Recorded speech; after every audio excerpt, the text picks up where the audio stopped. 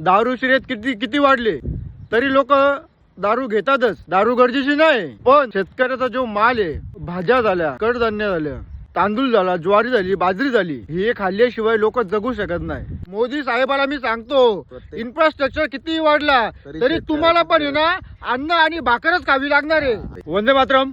मी योगेश सोनवले. शेतकऱ्याच्या मालाला भाव का मिळत नाही आणि व्यापाऱ्याला कसा भाव मिळतो? शेतामध्ये राबतो शेतकरी आणि शेतकऱ्याला त्याचा मोल भेटत नाही. व्यापाऱ्याला जर लोक जे माल घेतात ते जर भाव देऊ शकतात तर शेतकऱ्याला पण नक्कीच देऊ शकतात. तर तुम्हाला पण तो भाव भेटणारच आहे. आपल्या सोबत परशुराम भाऊ करवर. तुम्ही आपल्या शेतकरी बंधूंसाठी काय 2 शब्द सांगू शकता? शेतकऱ्यांना माझं एकच सांगणं आहे, आपल्याला याच्यात फायदा काय आहे? आपल्याला आला त्याच भावाने जातोय, आपल्याला त्याच्यात काहीच निघत नाहीये. कष्ट आपण करायचे, माल पण आपण मंडीला घेऊन जायचंय, गाडीला भाडं पण आपण खर्चायचंय.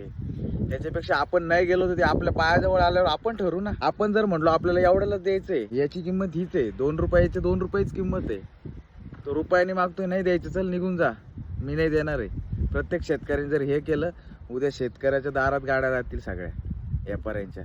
आपण मंडीला नाही जायचं, मंडीवाला आपल्या दारात आला पाहिजे. माल आपला आहे, किंमत आपणच ठरवायची त्याच्यावर. आपण पिकवतोय तेव्हा प्रोडक्शन आपण तयार करतो, मुंबई पुण्याला आणि आपण तयार करतो म्हणून आपण लोक जगतात. शेतकऱ्याच्या जीवावर लोक जगतात. ही शेतकरीच जगवणार आहे सगळ्यांना. शेतकरी जगवणार आहे सगळ्यांना. शेतकऱ्यांनी मंडीला जायची गरज नाही, शेतकऱ्याच्या दारात व्यापाऱ्याची गाडी आली पाहिजे.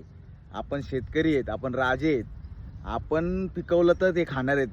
हे सरकार पण. तुम्ही त्यांना माल द्यायचा बंद करा, त्यांचे धंदे ऑटोमॅटिक बंद पडणार आहेत आणि ते आपल्या जवळ येणारच आहेत. त्याच्याशिवाय त्यांना पर्याय नाही दुसरा. ठरवलं हळूहळू होईल. व्यापारीच्या गावात गेला ना तर शेतकरी काय विचारतो, मला गाडी भाडं लागल, टोल लागल, हे लागल, ते लागल, त्याच्यामुळे ना रेट तोडून घेतो.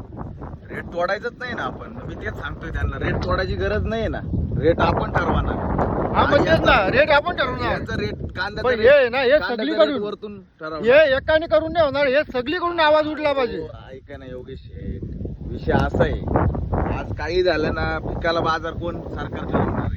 सरकारच्या बापाचं आपण पोहोचतो या जगाला. मोदी येतो सरकार आहे का? देवेंद्र फडणवीस येतो तो सरकार आहे का? कुठला जिल्हा कलेक्टर आहे तो सरकार आहे का? जनता ही सरकारच आहे. सरकार कोण आहे? सरकारच जनताच सरकार ठरवते ना.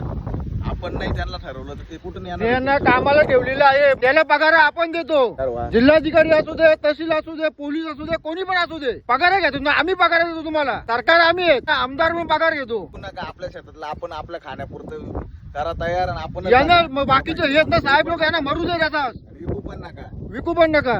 मरू द्या. यांना जेव्हा फळ कळल ना तेव्हा माहिती आपली रिस्पेक्ट व्हॅल्यू कळल. शेतकरी ही चीज काय आहे ती. धन्यवाद.